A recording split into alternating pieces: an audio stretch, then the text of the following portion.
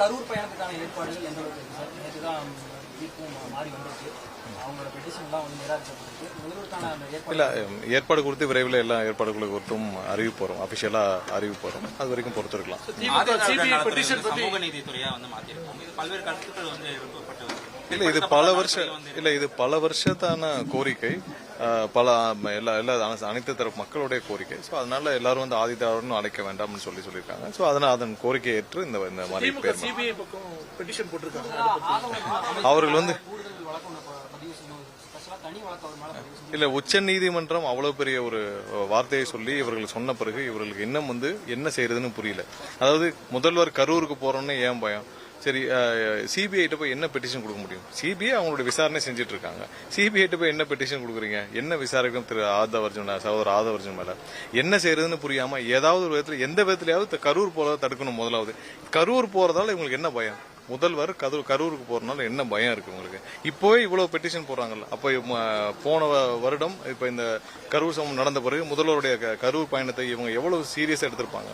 எதனால முதல்வர் கரூருக்குள்ள போகக்கூடாதுன்னு நினைக்கிறாங்க? அங்க போனால் என்ன நடக்கும்னு நினைக்கிறாங்க? சோ இவ்வளவு தூரம் இப்போவே எதிர்ப்பு தெரிவிக்கிறவங்க முன்னாடி எல்லாம் என்னென்ன செஞ்சிருப்பாங்கன்னு மக்கள் எல்லாம் அனைவரும் தெரிஞ்சுக்கணும். சிபிஐல போய் என்ன பண்ணணும்? சிபிஐ என்ன பெட்டிஷன் கொடுக்குறாங்க? என்ன பண்ணணும்? சிபிஐ வந்து அவங்களுடைய விசாரணை செஞ்சிட்டு இருக்காங்க. அவங்க இன்னும் சார்ஜ் ஷீட் ஃபைல் பண்றதுக்கு பெண்டிங் இருக்கு.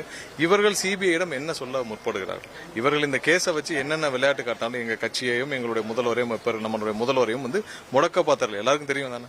அந்த ஒரு வாரம் வந்து கட்சியை முடக்கவும் எங்கள் அனைவரையும் முடக்கவும் முதல்வரையும் முடக்கவும் அனைத்து வேலைகளும் செஞ்சாங்க. அனைத்திலும் தோற்று போய் இப்போ வரைக்கும் பாத்தீங்கன்னா கடைசியில் உச்சநீதிமன்றம் தெளிவா சொல்லியிருக்கு. முதல்ல போய் எஃப்ஐஆர் படிச்சுட்டு வாங்க, ஒரு பெட்டிஷனை ஃபைல் பண்றீங்க. எஃப்ஐஆர் கூட படிக்காத அளவுக்கு ஒரு வழக்கறிஞர் டீம் அதை வச்சு எஃப்ஐஆர் நீங்க போய் பெட்டிஷனை ஃபைல் பண்றீங்க. எஃப்ஐஆர் படிச்சுட்டு வாங்கன்னு சொல்லியிருக்காங்க. நீங்க எதுவுமே தெரியாத ஒரு டீம் வச்சுட்டு நீங்க உச்சநீதிமன்றத்தோட எல்லாருடைய நேரத்தையும் வீணடித்து நீங்க அதுல போய் முதல்வரை பத்தி தவறா சொல்றாரு. அது எஃப்ஐஆர்ல யார் இருக்காங்கன்னு கூட தெரியாம போய் சொல்றாரு. இன்னும் வந்து சிபிஐ அவங்களுடைய சார்ஜ் ஷீட்டையும் ஃபைல் பண்ணல. எதுவுமே தெரியாம போய் அங்க போய் நிக்கிறது. கரூருக்கு ஒரு முதல்வர் போறதுனால என்ன பயம் உங்களுக்கு? சோ எதுவுமே தெரியாமல் இவங்க போய் நின்றுட்டு இப்ப அதோட அடுத்த வேலை தான் சிபிஐல பெட்டிஷன் கொடுக்குறாங்க. இவங்க தானே சிபிஐ வேணான்னாங்க. இவங்க தானே சிபிஐயோட அனைத்து விசாரணை எதிர்த்து அவங்களுடைய ஆட்சி காலத்துல போய் உயர்நீதிமன்றத்தில் உச்சநீதிமன்றம் ஸ்டே கேட்டாங்க. இன்னைக்கு எதுக்கு சிபிஐ விசாரணை வேணும்? என்ன விசாரிக்கணும் சிபிஐ? என்னதான் விசாரிக்கணும் சிபிஐ? திரு ஆர் எஸ் பாரதிக்கு வீட்டுல வந்து எந்த வேலையும் இல்லை. அவர் வந்து அந்த கட்சியில வேலை செய்யறதுக்கு ஆள் இல்லைன்னா ஆர் எஸ் பாரதி ஒரு பெட்டிஷன் எடுத்து சிபிஐ கொடுத்துருவார். அதுக்கெல்லாம் வந்து நம்ம எல்லாம் பதில் சொல்லிட்டு தேவையில்லை. இன்னைக்கு அரசு மக்களுக்கான அனைத்து வேலைகளும் சிறப்பாக செஞ்சுட்டு வருது. முழு அளவில் அரசு இயந்திரம் மக்கள் பணியை செஞ்சுட்டு வராங்க. சோ இதை அனைத்தையும் பொறுத்துக் கொள்ள முடியாமல் இன்னைக்கு வந்து இவர்கள் 2 பேரும் திமுகவும் அதிமுகவும் சேர்ந்து எடுத்த அனைத்து முயற்சிகளும் தோல்வி அடைந்து விட்டது. 2 பேரும் சேர்ந்து ஆட்சியை அமைக்கணும்னு பார்த்தாங்க. அனைத்தும் தோல்வி அடைந்து இந்த 2 கட்சியும் இன்னைக்கு தேய்ந்து கொண்டே போகிறது. இத்தோட இந்த இன்னொரு ஒரு சில மாதங்களில் இந்த கட்சியில் ஆளே இல்லாமல் போய்விடும் அளவிற்கு இருக்குது. இன்னொரு 10-15 பேரை தவிர இந்த 2 கட்சியிலும் அதிமுக திமுக ஆளே இருக்க மாட்டார்கள். அந்த நிலைமையில் தான் இன்னைக்கு தமிழக மக்கள் இவர்களுக்கு கொண்டு போய் நிறுத்தியிருக்கிறார்கள்.